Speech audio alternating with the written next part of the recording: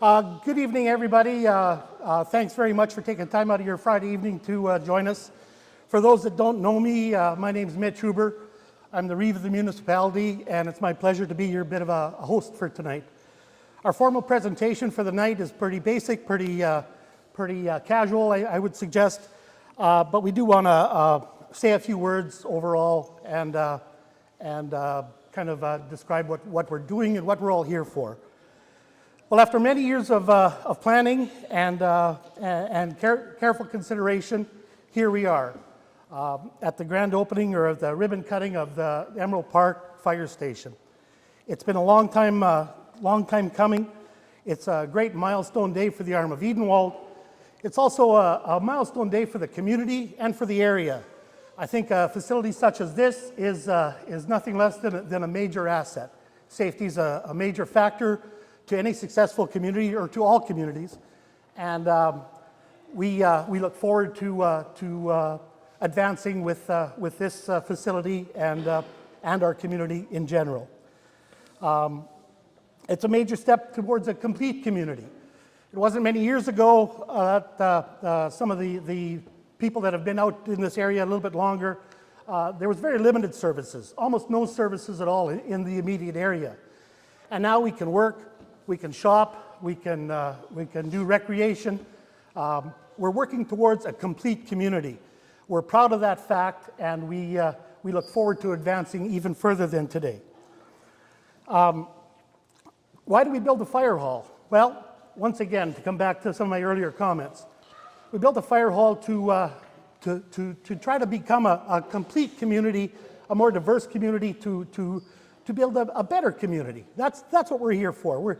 We like our quality of life, and we want to advance on that. So once again, we can work, play, shop, and enjoy without going back to the city of Regina, as we all do. But it's nice to know, we've got the IGA, we've got a Tim Hortons, it's a complete community. We got the schools. It's kind of just another step in that direction. At this stage, once again, why do we build a fire hall? For many years, the Arm of Edenwold has partnered, has had fire agreements with the adjacent towns in the area, and we thank them for those agreements. This becomes, in our view at least, it makes us a complete partner. Instead of just sitting down and negotiating a set rates for the next 5 years, that type of thing, we can help for overall service to the adjoining towns, to the adjacent towns. Once again, we become more of a viable partner in the area. At this stage, we're a infant in the firefighting business. We look forward to maturing and advancing on that.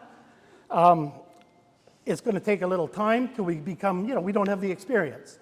Under the leadership of Mr. Qu'Appelle, Chief Qu'Appelle, we look forward. Kevin's done a tremendous amount of work for this facility and to get this off the ground. We thank him for that, and we look forward to working even more into the future. Once again, this is a night of celebration, and we've got a few things out here for the kids.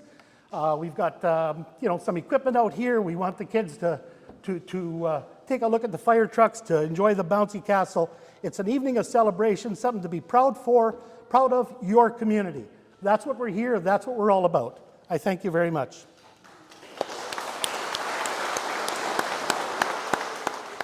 I just wanted to say a few words to congratulate all of those who helped make this project a reality. With these types of facilities in rural communities are so essential. And when you think back to just about 10 years ago, the services in this area and the growth that's accompanied the increase in population also requires an increase in services. And I was very proud to be part of the previous Conservative government when we built the overpasses along this stretch, which greatly reduced the need for volunteer firefighters, the need to respond to terrible accidents along the number one. That's really made the quality of life here a lot better. A few years ago as well, we were able to move an RCMP detachment into the community to be even closer to the residents out here. And you know, when you think of what brings people to communities, it's police, fire, schools, hospitals. And so to be able to live in a community where you know that the response time is a little bit shorter, a little bit more, makes you feel a little bit more secure and helps attract new people to the area. And I know I've met with a lot of RM councillors and Reeves and small town mayors, and it's that planning for growth that's a big part of it, you know, and having a facility like this will allow for that growth to happen. And lots of times when you live in cities or communities, you think, oh geez, I wish 20 years ago they had a thought of something, it would have been a lot better now that the growth has accompanied it. So having this type of facility will hopefully make that a lot easier. And just before I close, I just want to pay special tribute to our volunteer firefighters.